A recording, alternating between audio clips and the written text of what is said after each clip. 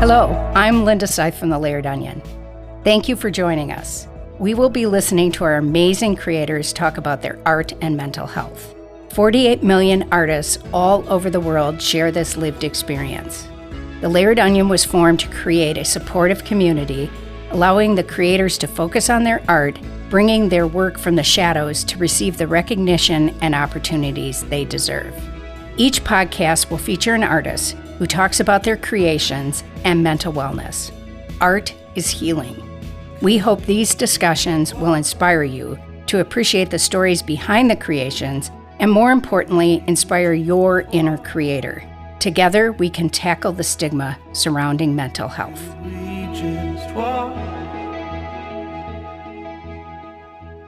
All right, Julie, I'm excited to have you here. Do you think you can introduce yourself and where you're located and a little bit about yourself? Yeah, thanks for having me. I'm Julie Kitzes, and I'm located in Denver, Colorado. I am a visual artist. I mostly do pet portraits, murals, and illustrations, including a couple of self-published books. I have a coloring book on Amazon called Cats Being Dicks. And I'm working on a therapy-related book called Shit I Learned in Therapy, but with cats. And it's going to be an illustrated book all about, the coping skills and just sort of concepts that I've learned in therapy. People who are cat lovers are always attracted to anything with cats. I take it you have cats? I have one cat right now. His name's Roger, and he is my world. Yeah, I know a couple folks that have cats, and their cats are critical, and especially critical to their health, right? Yeah, absolutely. He kind of keeps me going when I get really depressed, and I have him as a emotional support animal. I have a official documentation for that and everything. Oh, well, that's wonderful because our pets are so meaningful. So maybe you could tell me a bit, what drew you to art? I have just loved art since I was a kid. When I was in kindergarten and they ask you what you want to be when you grow up, I would say I wanted to be an artist. But then when I got a bit older and, college age, I was really discouraged from pursuing art. I was told that it was really competitive and not a stable career choice. So I went on to study veterinary technology because I adore animals. And when I was in school for that, my health actually really declined and I had to drop out. I wound up having to have 6 neurosurgeries. And in 2013, I spent majority of the year in the hospital, just recovering from multiple surgeries and complications from surgeries, and was pretty disabled. I couldn't do much, and I felt really lost and depressed. And that's when I sort of decided that I was going to plunge into art seriously, since it was something that I could do on my own schedule and make my own accommodations for. That must have been a really difficult time. Oh yeah, it was one of the most difficult times in my life. So did your art feel like a type of therapy for you when you started it again? Absolutely. It when I was in the hospital and stuff, it kept me busy and kept me sane, because it was something where I could express myself, but I could also just be drawing a still life of my hand with an IV in it or something, just to practice. It's incredible because art is just such a wonderful, both from a creative perspective, a healing perspective, etc. But it's such a shame that you weren't encouraged. I hope that doesn't happen anymore to folks, but I suspect it does. Yeah, it probably, but hopefully that changes. Yeah. So as you picked what type of medium to do, I know you do digital and you do some sketching, etc. How did you try a bunch of different types of mediums to come up with what felt like a good fit? Yeah, I've kind of explored. I'm still exploring with all kinds of mediums. Um, Digital is one that I gravitate towards now because it um, is something that I can do sort of I can work on my iPad and be in bed if I'm not feeling well. Um, but I also really enjoy colored pencil and watercolor, and gouache is another one. Yeah, I've kind of experimented with the whole array of mediums. So the first issue of the Shallot it came out, and you had a piece that the whole issue was on reflections of self, and your piece actually became the cover of that first issue. It was such a powerful piece called "Take Your Meds." And can you maybe describe the piece for our listeners? Yeah, so it's a self-portrait of me with a glass full of pills, and I'm just drinking them down as if it's water.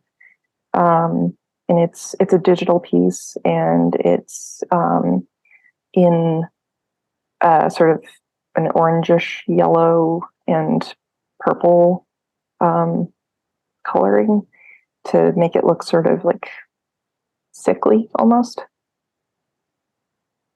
I was going to ask you about choosing that color set because my reaction.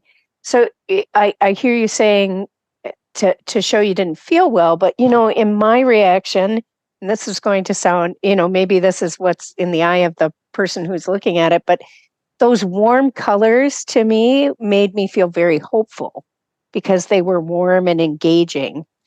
So is that a surprising reaction on my part? A little bit, yeah, but that's good. Everybody sees their own interpretation when they look at art, and it's always interesting to hear them. Well, I think for a lot of folks that take medicine, that there's still a shame in it. There's still a feeling like you wish you didn't have to. And I guess that's what I really took from it was the acceptance and the warm and knowing that that was important as part of your healthcare. Yeah, absolutely. I have felt for a number of years that I am taking too many different kinds of medications, that they're sort of used as band-aids for symptoms rather than treating the underlying issue. But I also recognize their importance, and sometimes treating the symptoms is what you need to do in order to be functional. Mm-hmm. So, what did it mean to you to have that piece be on the cover? It was an honor. I've never been on the cover of anything before. So thank you for choosing that. And it was also a little jarring, I guess, because it kept popping up on social media and stuff. And, it's not just my art, but it's my face too. And I have a very low self-esteem, and I'm very self-conscious. So the fact that I kept seeing myself everywhere was uh, uncomfortable, but at the same time, really rewarding. Something we've heard from a lot of the different artists is just the whole process of having others know that you have health challenges and this whole idea of stigma, and it's just really a difficult intersection. You want to see the stigma tackled, but yet, it also means stuff for us, right? Yeah, absolutely. That's been something that I've struggled with over the years, and especially the past couple of years, while I've been working on this therapy book, because I talk about my own experiences and stuff, and it's very it makes me feel very naked in a sense. But I think it's important, and so I'm trying to be very vocal about my challenges. Yeah, for those of us who started the Layered Onion, it was really important, given that we all had lived experience, to be able to have the courage, and for all of you to be very upfront with our own experiences. But it's a vulnerable place, isn't it? Yeah, absolutely. So maybe you could kind of tell me, how did you come to find the Layered Onion? So I subscribe to a lot of like arts and culture mailing lists throughout Colorado, and like looking for calls for entry and that sort of thing. And one of them was the Boulder um, mailing list, and there was a little advert in there for the Layered Onion, and it said something about artists with um, mental and emotional health struggles, and it really just intrigued me, and I immediately went on to search you guys out. What has been the most valuable part of being, with this community for you? Definitely the people that I've met. Um, I've become friends with a couple of people off of the Layered Onion platforms, where we are, on Instagram together and stuff, and we uh, give each other ideas and feedback and support, whether that be relating to art or mental health. There's also a accountability group that meets on Mondays, and that's been really helpful for me while I'm working on these big projects, to sort of put it out there to keep myself accountable. Yeah, that's one of those things when you work in a more independent kind of style, is really finding sort of that accountability. So I'm glad to hear that. I know I'm part of an accountability group, and it's been critical for sure. Yeah, it's nice to find that sense of community. Yes. So maybe we could talk a little bit more about your coloring books. I know the coloring book Cats Being Dicks has been very popular.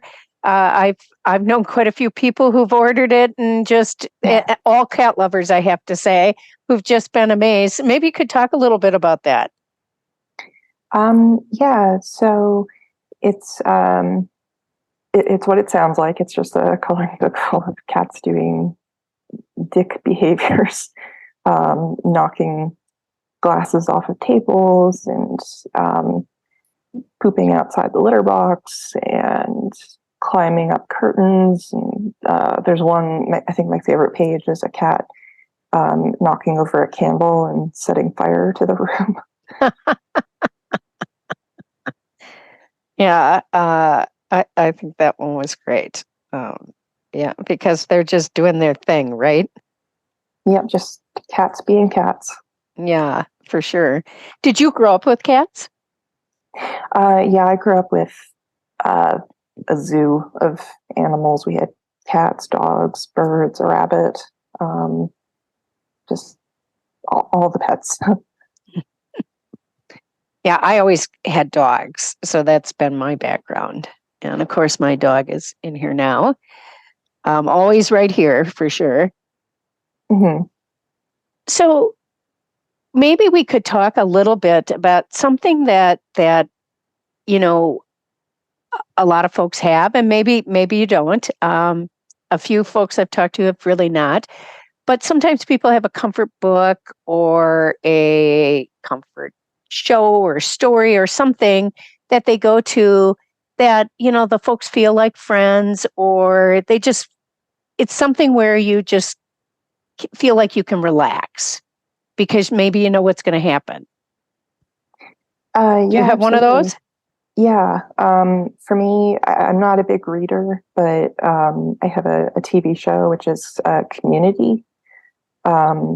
It's about a group of, like a study group of misfits at a community college, and they all become good friends, and they all sorts of silly sitcom tropes happen throughout the show.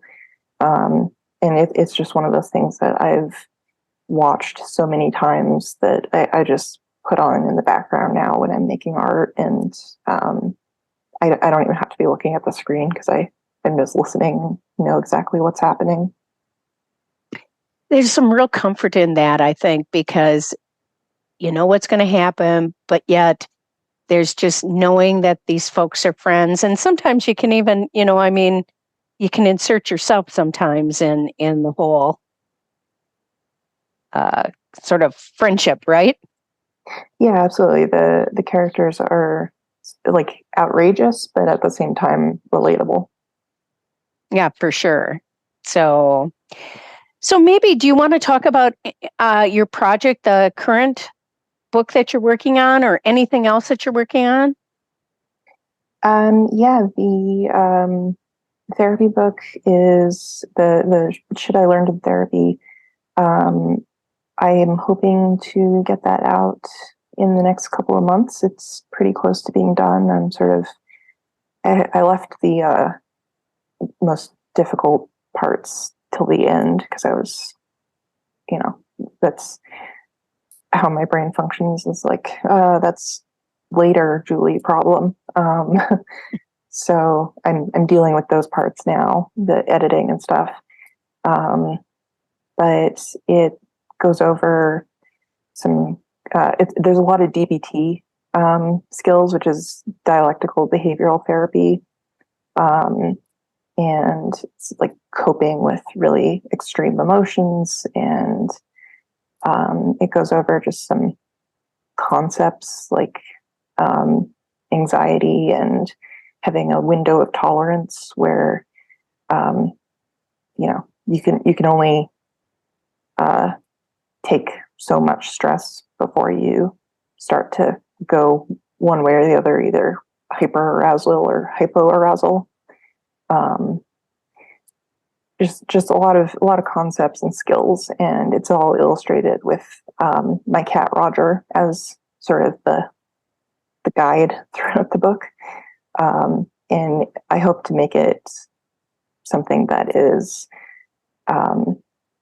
accessible, because a lot of self-help books are very wordy, and I feel like a lot of people that have depression, anxiety, and ADHD and that kind of thing have difficulty concentrating on that sort of thing. So I feel like by making it almost like a kid's book, but very much for adults, it's easier to digest. Yeah, and I bet you Roger would make it super approachable. Yeah, he's super cute. He's a orange tabby cat, and he just is my favorite thing to draw. How old is Roger? He is about 4. Oh, so young. Yeah, we adopted him as a little kitten, just a few weeks old, and we, after our last cat had passed away, we thought, oh, we're gonna adopt an elderly cat, that like an FIV positive cat or something, someone that really needs a home. But then my husband was at a thing, and they had adoptable cats, and this one little kitten just like reached out to him, and they had a moment. So we wound up with a tiny little kitten instead. It was destiny, right? Yes, absolutely. It sounds like it. So do you have any last words of wisdom you would want to share with other artists that face similar challenges? Yeah, I'd say that art can be incredibly healing no matter what you're going through. You can use it as a tool to express your emotions and challenges. You can use it to communicate and educate others about what you're going through. And even just the act of making any sort of art can be very meditative and soothing, even if it's not meant to be expressive, just like, knitting or crocheting or painting or dance, anything that's rhythmic and repetitive, especially, is very calming to the nervous system. And I think it just, if you have the desire to create something, just do it. And I'm sure that you'll find a benefit in it one way or the other. And that's such good advice, is that people should not judge themselves, just start creating and, really feel the benefits, right? Yeah, absolutely. Well, Julie, I would just like to thank you for your time today and really for your insight. And you'll have to let us know when your new book is done, and we'll have to have Roger be the star. Yeah, absolutely. Thank you. If anybody wants to receive updates on the book and stuff, my website is just my name, juliekitzes.com, and I have a mailing list where people can subscribe and get all the newest information. It'll also be on my Instagram, which is just at Julie Kitzes. So there will be the information everywhere. All right, awesome. Well, thank you. Really appreciate it. And yeah, take care. You too. Thank you for joining us today. It is an honor to talk with these amazing creators. You can see and read the artist's work in the Shallot, our journal of mental health, art, and literature, or on our website, thelayeredonion.com. Thank you.